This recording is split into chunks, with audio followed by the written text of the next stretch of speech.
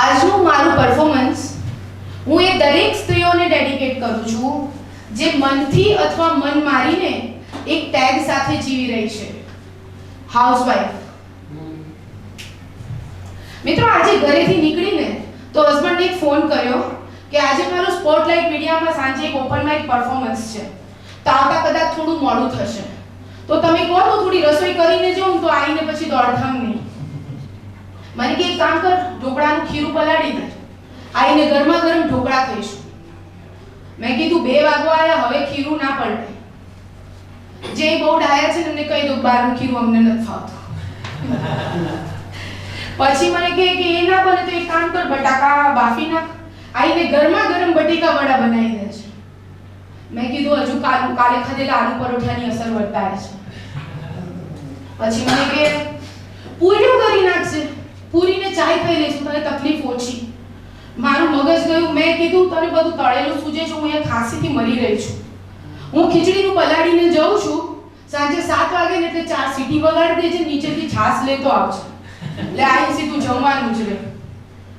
મને કે જો નક્કી કરી જ લીધું તું કે ખીચડી બનાવી છે તો શું કરવા ક્યારની પડાપૂછ કરે છે. ખૂબ નમ્રતાથી કીધું, તારા માટેનો પ્રેમ અને સાસુમાના સંસ્કાર. નમસ્તે મિત્રો, મારું નામ દિશા ગાંધી છે અને ખૂબ ગર્વ મહેસૂસ કરીને હું આજે આપની સાથે વાત કરવા જઈ રહી છું હંમેશા હસતી, પ્રેમાળ અને જવાબદારીઓની વચ્ચે પણ ઘરને અને પોતાને જીવંત રાખતી સ્ત્રીઓની, હાઉસવાઈફની. હાઉસવાઈફ એટલે શું? ઘરની 4 દિવાલો વચ્ચે પોતાનું જીવન વ્યતીત કરતી પરિણીત સ્ત્રી, ગૃહિણી. ગૃહિણી એટલે હું એવું માનું છું કે આખું ઘર જેનું ઋણી છે ને એ છે ગૃહિણી. અને એનો સૌથી સારો શબ્દ મારા મતે છે ગૃહલક્ષ્મી. અહીંયા બેઠેલા કેટલાય લોકોને હું કદાચ પૂછું ને કે તમારી પત્ની શું કરે છે જો મેરીડ હોય તો, અથવા તો મમ્મી શું કરે છે, તો શું જવાબ આપશે? Nothing ma'am, she is just housewife. Just housewife. જે સવારે ઉઠે ને ત્યારથી રાતના સૂઈ જાય ત્યાં સુધી ઘર પરિવારની વિવિધ જવાબદારીઓ સતત નિભાવતી જ રહે છે, પૂરી કરતી જ રહે છે. સાસુ સસરાના આશીર્વાદ અને પતિનો મીઠો સાથ, દેરાણી જેઠાણીની કુકિંગ કોમ્પિટિશન અને બાળકોની પ્રેમાળમાં, આ જ છે એની દુનિયા. અને જેમાં એ હોશે હોશે પોતાનું જીવન જીવી જ લે છે. કોઈને ગળ્યું તો કોઈને તીખું નડે છે, કોઈને ખારું તો કોઈને તળેલું નડે છે.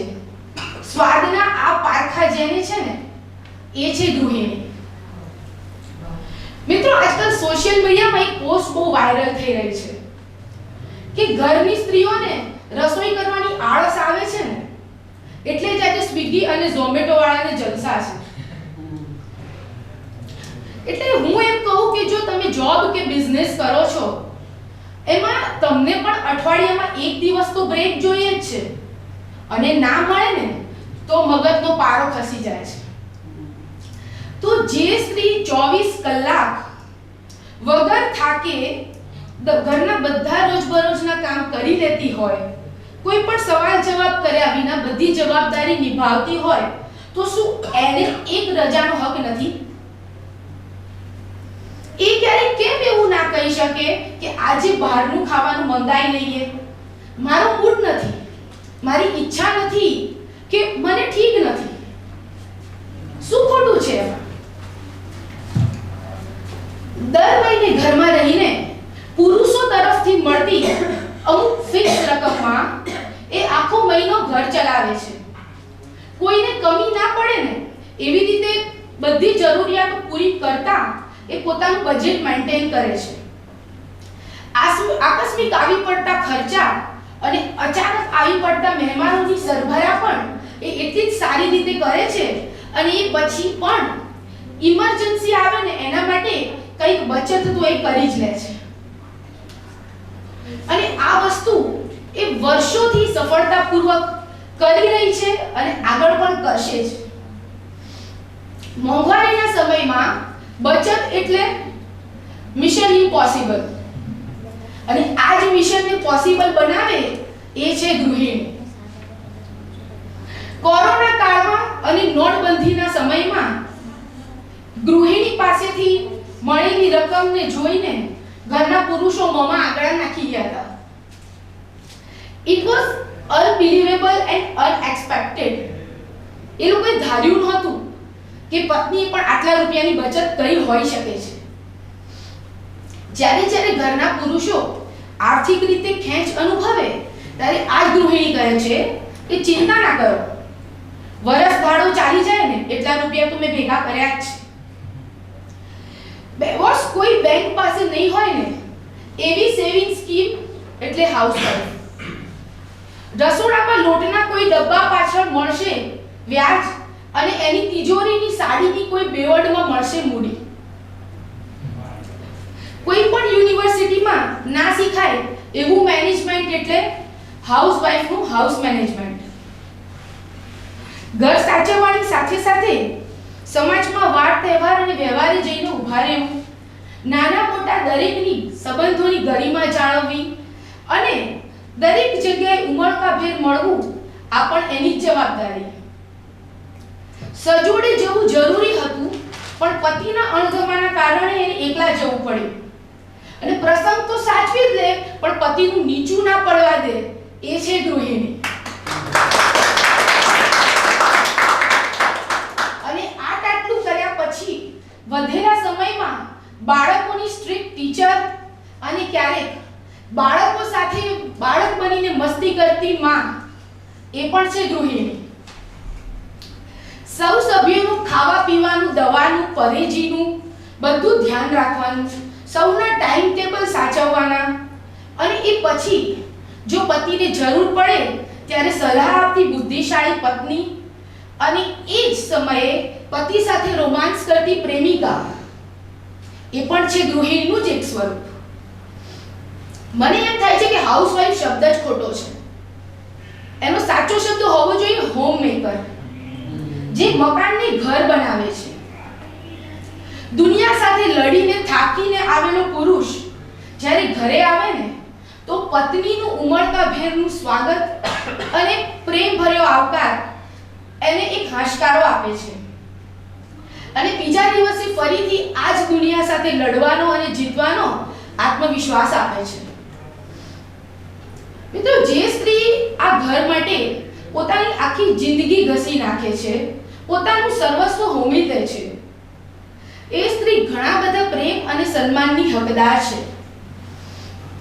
તેને પોતાનો વિચારો વ્યક્ત કરવાનો, પોતાના શોખ અને સ્વપ્ન પૂરા કરવાનો એટલો જ અધિકાર છે.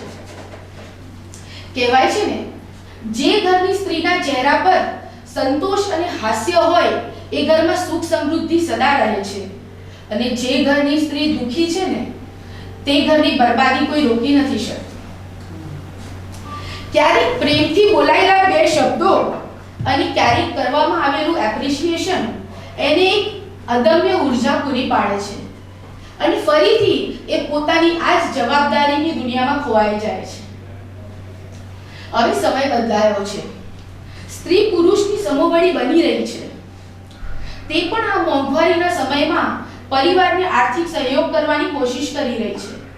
બધા કામ કર્યા પછી પણ બચેલા સમયમાં એ નાનું મોટું કામ, બિઝનેસ કે વર્ક ફ્રોમ હોમ જેવા કંઈ ને કંઈ કામના પ્રયત્નો કરીને અને ઘરને આર્થિક સહયોગ પૂરો પાડવાનો સંતોષ અને ગર્વ અનુભવે છે.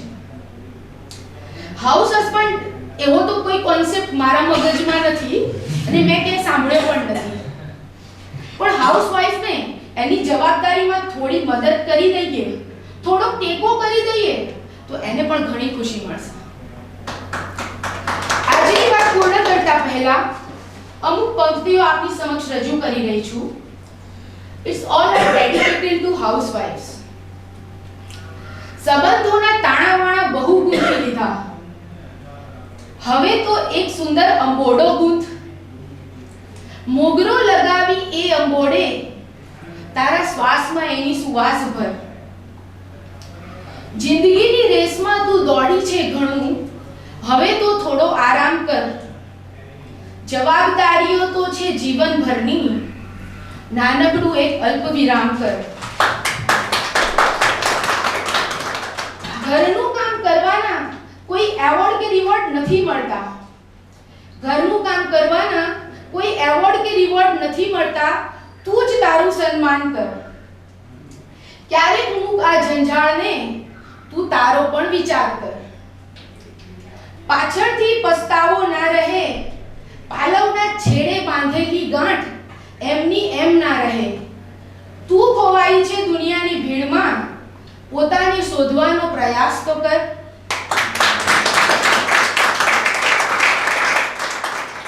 સફેદ વાળ ને મોઢાની કરચલીઓ, ક્યારેય એનાથી શરમાઈશ નહીં. એ તો છે અનુભવની નિશાની, એને ક્યારેય છુપાઈશ નહીં. જૂનું સોનું હંમેશા કિંમતી જ રહેશે. જૂનું સોનું હંમેશા કિંમતી જ રહેશે. પોતાના મૂલ્યને ઓછું અંકાઈશ નહીં. તારા મનમાં પણ છે ઈચ્છાઓનો સમુદ્ર, તરીને પાર ઉતરતા ગભરાઈશ નહીં. સ્વપ્નાઓ તો તારા પણ હતા, આંખોમાં એને ફરીથી ભર. આશાઓને લગાવ પાંખો, ફરીથી એને જીવંત કર. જીવન મળ્યું છે એક જ વાર, તું પણ જીવવાની શરૂઆત તો કર.